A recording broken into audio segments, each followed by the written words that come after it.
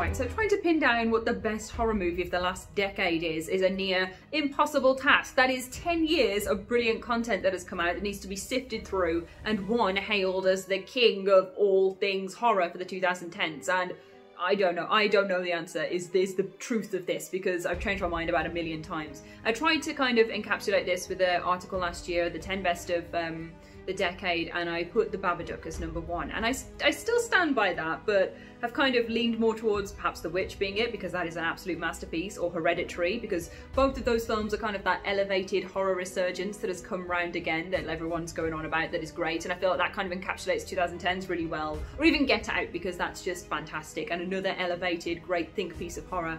But, I'm rambling. The one that I'm going to go with is one that I talk about all the time and enjoy all the time and have watched multiple times, which I don't do that often unless I really, really like something. And there's Cabin in the Woods. I love The Cabin in the Woods. It's like, it feels like a cheat answer because it's so many other horror movies thrown into one and just kind of blended up into a lovely, lovely, smeary, bloody mix. But I think The Cabin in the Woods is brilliant, and I think it kind of encapsulates that appreciation and love of the genre and does something clever and inventive that hasn't really been seen since the 90s of time with all the meta horror stuff. I think The Cabin in the Woods is great, and it's incredibly funny and it's incredibly sensitive to the genre.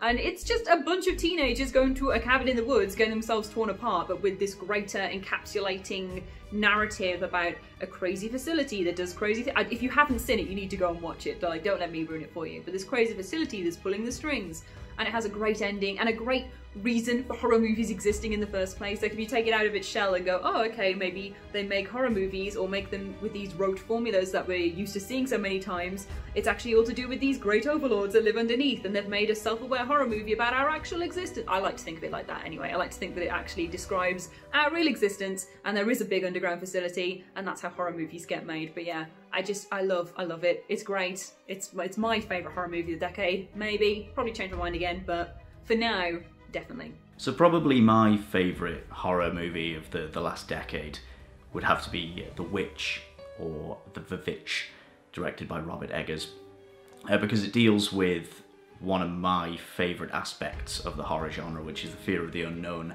and the breakdown of a close-knit unit from within. So the film is set in mid-17th century America. It follows a family of Puritans who have been cast out of their community, I think for being too puritanical, and they set up their own homestead in the wilderness and are gradually picked off seemingly by the machinations of a witch in a nearby forest.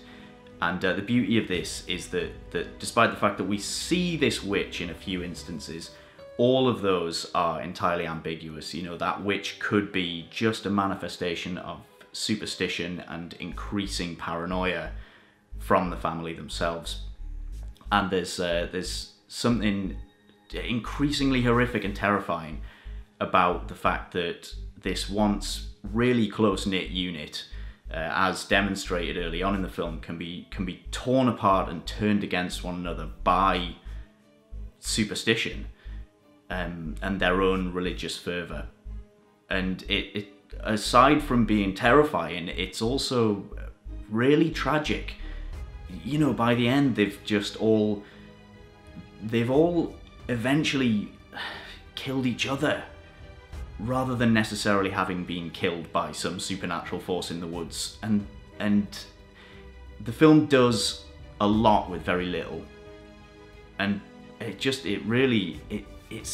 sticks with you. Just really kind of, it lingers in the mind. And it leaves you with this cold feeling of sort of loneliness and isolation in itself, and it's got an amazing goat in it who is definitely the devil. He's definitely the devil. Like, just look at him, he's amazing. Black Phillip is the devil. Mental. So for me, the best horror movie of the decade has to be Hereditary, because it's just a fantastic horror movie. It's something that just completely came out of nowhere, and in the trailers they made it look super spooky, and you go in thinking that it's going to be something supernatural, but they just completely twist things around. People die that you don't expect to die, and it's brutal and gory and creepy, and the way that they kind of move people in some ways is scary, and it scared me in a way where it wasn't just down to jump scares or a scary monster or ghost or demon, because the actual demon itself you don't ever actually see. Everything is just kind of implied, but there's some things that just kind of come out of nowhere, with like people, you know, catching on fire and Charlie being decapitated, and you know, the fact that the mum herself tries to decapitate herself, like she's just sawing her neck off. It's just disturbingly scary in a way that is almost based in reality. You know, it's not relying on terrifying monsters, it's relying on things that are just sort of like, look, this person's cutting their own head off, and it's scary, it's disturbing, and but it's all the little hidden details as well within Hereditary that no matter how many times you watch it, every time you do, you pick up on something else. You pick up on, you know, people hiding in the background. You pick up on these little details, like the fact that the movie ends in a similar space and area that the movie begins with, and there's cult symbols hidden on things that you don't notice. They're on the pole that decapitates Charlie. They're on the necklace that the mum wears. I can't remember her name, I do apologise. They are on things that you don't notice, and it's just all these little things that you piece together that just make so much sense with each new watch of the movie. And I think that's what makes a great horror film, is one that not only scares you, but one that you're like, yeah, that creeped me out, and no matter how many times I watch it, it still creeps me out, but I feel like I need to kind of gather more information and pick up on things I didn't before. And I think that's why Hereditary, along with Midsummer, but definitely Hereditary for me, is just the best film of the best horror film of the decade, if not best film, but yeah, definitely best horror film. Okay, so my favourite horror movie of the decade has to be Jennifer Kent's The Babadook. It's not only one of my favourite movies of the entire 2010s, but it's also one of my favourite movies of all time, horror or otherwise. I think it's more or less a perfect film, which might be a kind of contentious thing to say, because I know the public perception of this flick, at least, you know, in the mainstream, is that it's alright, it's pretty good, it's okay, but for me, man, I think it's like genuinely next level stuff. I did an entire dissertation on it for my final year of university, and usually if you do something like that, you absolutely loathe whatever subject you're talking about by the end of it. Not here though. With The Babadook, I had to watch scenes over and over again. I had to dissect every single part of that film, and I only liked it even more because it's such a great movie in that every single time you return to it, you find something new there, whether it's a new scare, a new little detail you didn't notice, a new complexities of the characters. And I think when we talk about modern horror movies, we talk a lot about, you know, the new wave of kind of avant-garde horror, you know, elevated horror as it's called. And I think this is the perfect blend between that style of horror filmmaking, as well as the kind of crowd pleaser popcorn effort, because it's a very scary movie and it has jump scares and it has conventional horror kind of storytelling, but it has that underlying psychological level, and it has the depth when it comes to the characters, and it tackles such kind of interesting and compelling themes that they just kind of work in tandem. And yeah, Mr. Babadook himself looks a little bit silly sometimes, but also they managed to make him scary. This has some of my favorite, you know,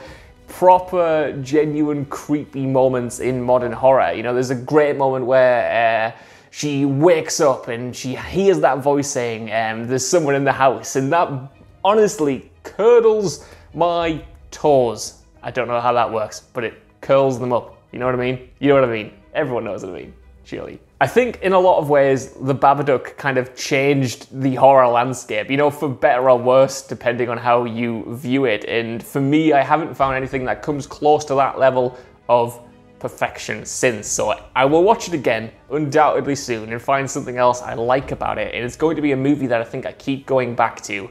And for me, it doesn't really get better than that. So what's the best horror movie of the last 10 years? Well, there have actually been a lot. This is a very good period for horror. And off the top of my head, a couple that really spring to mind: Creep, The Innkeepers, Invisible Man from earlier this year. They're all very good, but they don't quite get to the level that makes them my favourites or the best. And the one that I want to put in that position is Leica's stop-motion movie Paranorman, which is probably quite unexpected, but it doesn't matter to me that it's aimed primarily at like family audiences or children,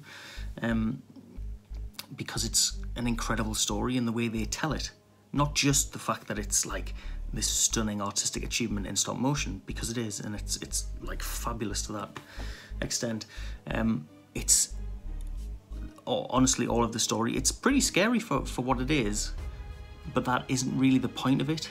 Right up until the end, it's more like a sort of Amblin horror, where the lead character, you learn, can see ghosts and interact with them, and then it turns out that his destiny is to protect his town from an awful evil curse.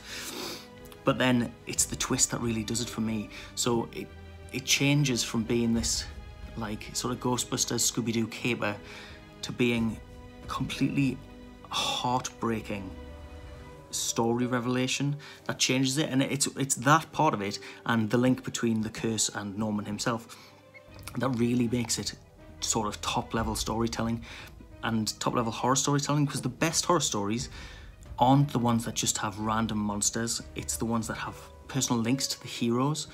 So, which is why Michael Myers was always scarier when he was a known threat to you, and Scream's Ghostface was always scarier when it was somebody, you suspected it was somebody that you knew. It's that sort of thing. It plays on that fundamental idea of the horror of like familiarity.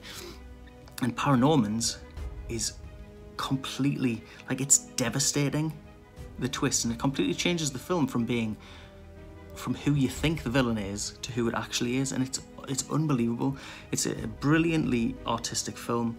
It's completely entertaining, and it's not devalued for me that it's in the medium that it's in. It deserves to sit right up there with the best horrors of the decade.